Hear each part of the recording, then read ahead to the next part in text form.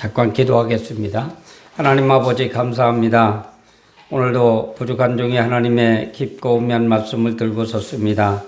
성령 하나님, 이 죄인에게 찾아오시고 말씀에 역사해 주실 줄로 믿습니다.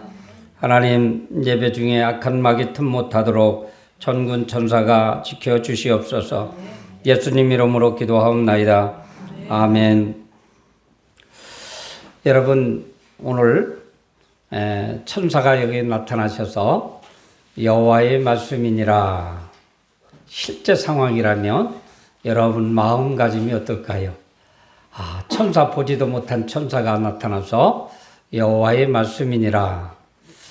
아마 하나도 안 잃어버리고 나가서 간증할 줄로 믿습니다. 오늘 좀 바꿔서 말하면 저도 선포합니다. 제 말이 아닌 여호와의 말씀이니라. 여러분, 하나님의 말씀을 전합니다. 오늘 우리 직감, 예감 막 이렇게 하는 게 있죠. 내 예감이 맞았어. 내 직감으로 저거는 아니야. 이렇게 이야기하는 경우가 많이 있습니다.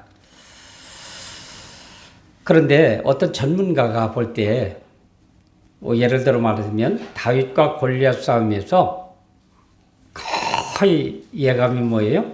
골리앗이 이기죠. 누가 봐도 골리앗이 이겨요. 그런데 결과는 어떻게 됐어요? 다윗이 이겼어요. 우리 예감이라든지 어떤 직감이라든지 이런 것이 이렇게 맞지 않는 그런 분들이 있을 거예요. 어떤 일에 초보자가 있습니다. 거기에 뒤에는 오래 숙련된 기술자와 경험이 많은 분이 있어요. 근데 초보자가 있을 때 하는 것 보면 잘못하면 실수할 것 같다라고 예감이 들지요. 그러면 우리들은 어떻게 할 거예요? 아마 미리 사전에 교육을 시킬 것 같아요. 이렇게 하고 이렇게 하면 틀림없이 될 거야. 내 말을 기억하고 이대로 하거라 하고 알려줄 것입니다. 여러분, 여기에 인생 두 번 산 사람 있습니까? 아니에요. 인생은 우리 지금 한 번 살고 있어요. 오늘 이 시간도 여러분 처음 시간을 만난 것입니다. 11시 24분이에요. 시간도 누구나 할 것 없이 처음 시간을 만납니다. 여러분, 우리 인생의 경험을 가진 사람들은 다른 사람들의 사례를 보고 내일을 예측할 수 있습니다. 어떤 목사님이 그런 거 아니에요? 죽을 운명이 다 돼서 죽게 되었고 가물가물하면서 나는 이제 죽는구나. 이제 간호사가 왔다가 이렇게 눈을 이렇게 까보면서 빨리 뛰어들어가서 의사한테 저 환자 위험합니다. 그래서 의사가 와서 딱 보더니 그냥 혀를 차면서 30분도 못 남았다. 이 환자는 듣습니다. 그리고 장로님이 와서 보더니 아이고 다 됐네. 우리 목사님 돌아가시겠네. 빨리 장례 준비해야 되겠어. 이 환자는 듣습니다. 근데 그 목사님이 살았을까요? 죽었을까요? 살아났어요. 목사님이신데 우리 예감하고 어떤 직감이 틀릴 때도 있다는 사실입니다. 하나님은 당신의 뜻을 벗어난 백성들에게 위기를 예고하십니다. 여러분, 오늘 우리가 일주일 동안 하나님의 뜻대로 사셨습니까? 우리는 한 치 앞을 알아보지 못하지만 우리 시간의 미래를 우리 하나님은 망원경보다도 더 멀리 우리 인생을 살펴보시고 알고 계신다는 것입니다. 첫 번째로 심각한 고난을 예고를 하십니다. 백성들이 하나님의 마음을 모르고 죄를 짓고 사이를 혼란스럽게 만들었을 때 하나님의 마음을 아는 사람이 있습니다. 즉 하나님의 뜻을 전하는 사람들, 곧 예언자들입니다. 즉 예언자들마다 공통점이 있지만 독특함도 있습니다. 예언자들의 삶과 메시지를 보면 그들의 독특함을 알 수가 있는데 하나님은 사람의 개성을 잘 소용하셔서 시대와 상황에 적절하게 말씀하십니다. 예레미야 당시 백성들은 말할 수 없이 타락을 했습니다. 어쩌면 지금이 그렇게 타락한 세상인 것 같아요.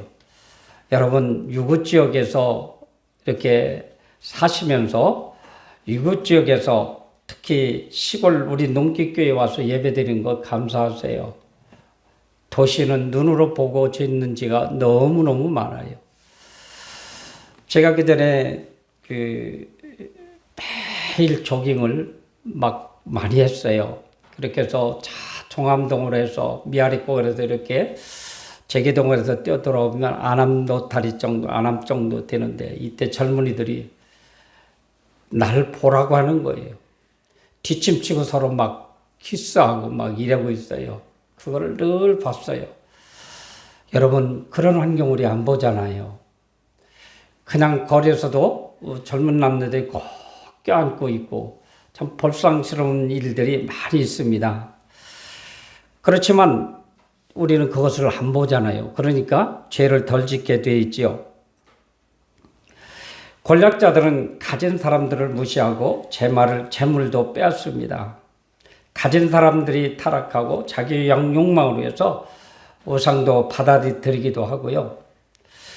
그 가진 것 가지고 인해서 어떻게든 법을 교묘히 이용해서 자기 유익을 이렇게 채우는 그런 시대를 지금 우리가 살아가고 있습니다. 오늘 보니까 그렇게 말씀했네요. 나라와 백성들에게 심각한 고난으로 나타났는데 백성들은 나무와 같고 하나님의 말씀은 불과 같아서 말씀이 백성들을 태울 것이라 라고 성경은 얘기하고 있습니다. 하나님이 외부에서 오래되고 강한 나라를 백성들에게 보내실 것인데 백성들은 그 나라의 말을 못 알아듣습니다. 이방의 나라 사람들을 용사이고 그들의 화살통은 백성들이 끌어들이는 열린 무덤입니다. 이방의 군대가 이스라엘 자녀들을 위해 남겨준 모든 식량을 약탈하고 견고한 성을 칼로 파멸할 것입니다. 그러면서 하나님은 말씀을 들으라라고 요구하십니다. 내 말씀이 너희들 우상 섬기라고 하더냐? 내 말이 가난한 사람을 약탈하라고 하더냐? 내가 힘이 세다고 약자를 넘보라고 하더냐? 이런 걸 물어보는 거예요. 예레미야는 말 한마디 시작할 때마다 여호와의 말이니라 라고 말씀합니다. 이 말을 안 하면 예레미야의 말로 알아듣고 사람들이 안 받아들이기에 여호와의 말이니라. 특히 예레미야는 여호와의 말씀이니라 라고 이렇게 많이 이야기합니다. 그러면서 이스라엘 백성들에게 예언을 하는 것입니다. 그러면서 우리가 이렇게 살다가는 우리는 앞서서 성경 말씀을 이용한 것 같이 큰 나라들, 그 용사들이 와서 우리를 죽일 거야. 우리를 망하게 할 거야. 그러니 우상 섬기지 말고 나의 말을 들으라. 여러분 우리가 정말로 그래요. 참 저는 너무나도 감사한 게 참 이런 설교를 할 수 있고 마음에 이렇게 새길 수 있다는 게 너무 감사해요. 저는 이 말씀을 묵상하기 위해서 또 기억에 담기 위해서 여러 번 읽습니다. 오늘 아침도 그새 2번 읽고 또 3번째 말씀을 선포를 해요. 여러분 일주일 동안 하나님의 말씀을 잃어버리지 말아야 됩니다.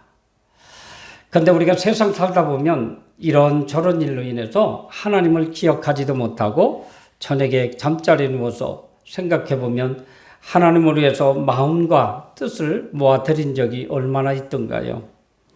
우리는 순간순간 하나님의 말씀을 기억해야 됩니다.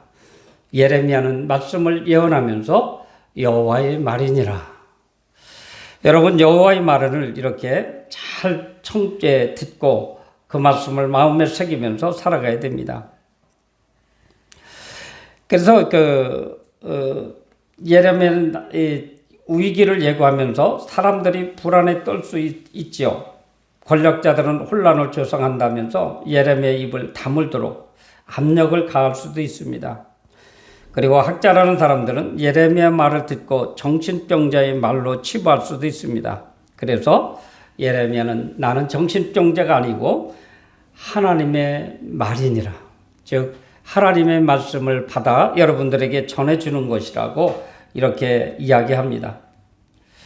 그때의 백성들이 이 말씀에 귀를 기울이고 순종해야 함을 의미합니다. 말씀을 듣고 순종해야 위기가 종식되고 혼란이 사라지고 평화가 찾아오기 때문입니다. 하나님의 백성들은 멸망하려는 뜻을 가지지 않으셨습니다. 여러분, 탄핵이라고 하는 이거에 지금 얼마나 뜨겁습니까? 그런데 거기에 거의 대변인 또 나와서 마이크 잡고 이야기하는 사람들이 보니까 거의 집사장로들이에요. 어쩌면 저렇게 악랄한지. 어쨌든 우리가 당론으로 이야기한다도 좀 순하게 할 수도 있는데 아주 살기가 돋아요. 하나님은 백성들을 진멸하지 않으십니다. 그럼에도 불구하고 하나님은 진멸하십니다. 그럼에도 백성들은 어떤 고난이 닥쳐왔을 때 왜 자기들에게 이렇게 가혹하게 대하시냐고 항의하지요. 그런데 앞서서 예레미야가 예언을 합니다. 하나님의 말씀을 선포합니다. 내 말이 아니고 하나님의 말이다. 그러니 우상 섬기지 말고 세상 사람들과 같이 죄짓지 말라고 선포하고 가르쳐줍니다. 그거는 까마득히 잃어버리고 나한테 환난이 오고 고통이 오면 하나님을 원망하게 되어 있습니다. 이 이스라엘 백성들이 사는 곳이 누가 주신 땅입니까? 하나님이 주신 땅이에요. 젖과 꿀이 흐르는 아주 환경 좋은 곳으로 그들을 살게 해주셨어요. 그러면 우리는 거기에 감사해야 되죠. 이스라엘 백성들한테 감사를 해야 되죠. 우리 대한민국이 너무너무 좋대요. 환경도 좋고 살기 좋고 나라도 작으면서 아주 곳곳에 일어나는 사건도 잘 접하고 정치적으로도 아주 이렇게 정치하기도 좋고 그렇대요. 그런데 이 백성은 지금 원망하며 이런 서로가 시비하며 살아가고 있습니다. 백성들은 하나님을 우리에게 섬겨 드려야 되는데 하나님의 섬김을 우리가 받기를 원하시는 그에게 우리는 섬겨 드리지를 못하고 있어요. 백성들이 하나님을 너무 가볍게 봅니다. 하나님이 주신 땅에서 하나님의 은총을 받고 살다 보니 하나님은 무작정 사랑만 하시고 잘못하더라도 용서하시고 무엇을 보셔도 내버려 두는 줄로 백성들은 착각하고 있습니다. 백성들에게는 하나님을 향한 두려움이 전혀 없습니다. 이것은 제 생각입니다. 너무나도 지금 나라가 혼란하고 죄를 짓고 있습니다. 교계도 썩었고 정치도 썩었고 다 썩었죠. 그러면서 저는 무슨 생각을 했냐면 하나님이 이 땅에 어떤 환란을 주실까? 이건 제 생각이에요. 어제 우리나라에 30여 곳에 불이 났더라고요. 불이 나도 왜 바람 부는 날 불이 나냐 이거예요. 바람만 불 때 불 나면 참 소화하기도 좋잖아요. 이거는 하나님의 우리한테 경고의 메시지가 아닌가 이렇게 생각이 되어집니다. 물론 이거는 자유에 맡기는데 전 그런 생각을 해봤어요. 우리가 회개하고 하나님 잘못했습니다 하면 아마 그렇게 돌아선다면 하나님이 바람 부는 날 불나게 안 할 거예요. 바람 없는 날 불나서 그냥 100평, 200평, 300평 태우다가 헬기 2대로 가서 물 부으면 그냥 꺼지도록 그렇게 할 것 같아요. 그런데 바람 부는 날에서 사람도 죽고 지금 어마어마하게 지금 산이 타들어가고 있습니다. 여러분, 우리 이스라엘 백성들은 여호와 하나님을 경외해야 마땅합니다. 그러면 이스라엘 백성들이 누굽니까? 우리예요. 우리도 여호와를 경외하는 것이 마땅합니다. 경외한다는 말 안에는 두려움과 존경심이 포함되어 있습니다.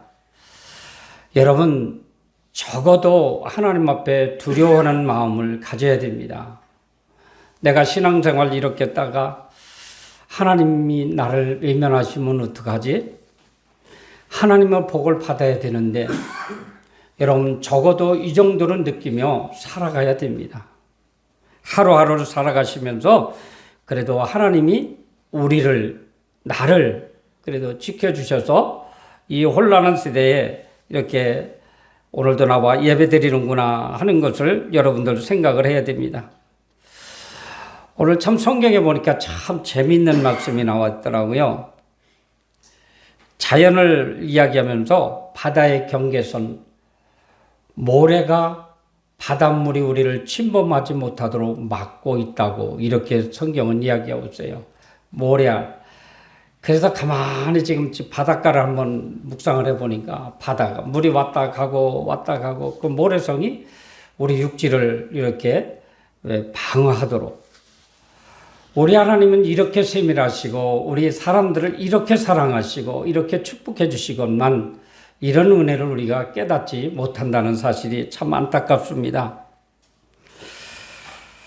그러면서도 더더욱 하나님은 우리 백성들은 하나님을 배반하고 살아가고 있습니다. 하나님이 백성들에게 이른 비와 늦은 비를 주심으로 때를 따라 농사를 짓고 추수하게 하셨는데 백성들은 하나님께 감사할 줄 모릅니다.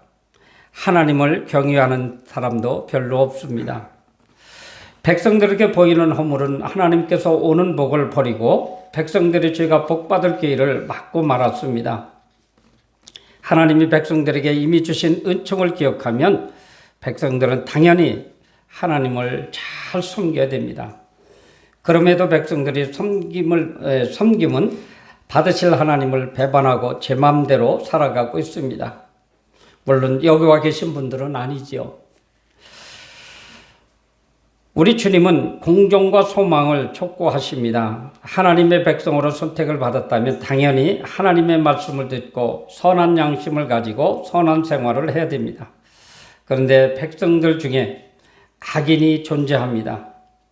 악인들의 행동이 새를 잡으려고 덫을 놓은 새 사냥꾼과 같다고 성경은 이야기합니다.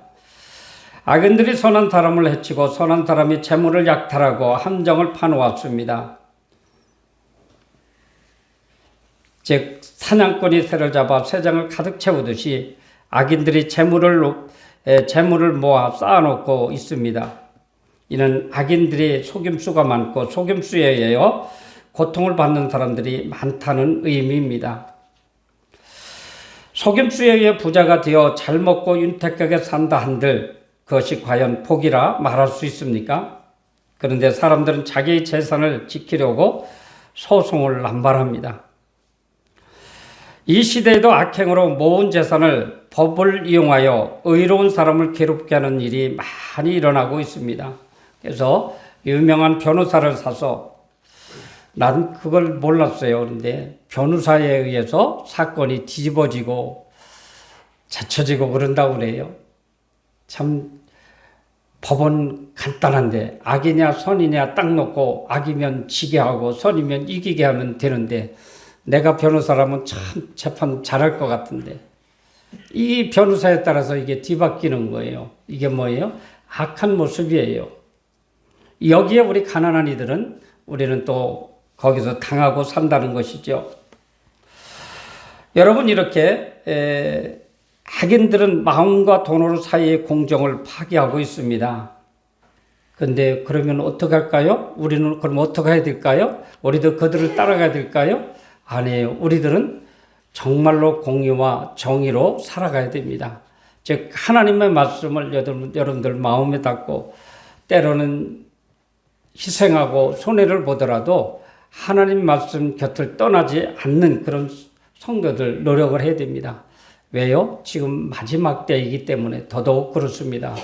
어쩌면 회개할 기회도 없이 우리 주님은 오실 수도 있어요.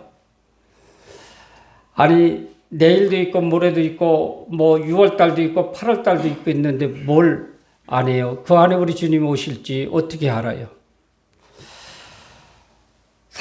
우리 사랑하는 성도 여러분, 하나님은 우리에게 공정을 추구하고 계십니다. 우리 하나님이 오늘도 그렇게 말씀하십니다. 여호와의 말씀이니라. 여러분 잘못된 생각, 죄된 생각했을 때 그 딱 깼을 때 한번 여호와의 말씀을 한번 기억하시고 회개하는 성도들 꼭 되시길 바랍니다. 기도하겠습니다. 하나님 아버지 참으로 고맙습니다.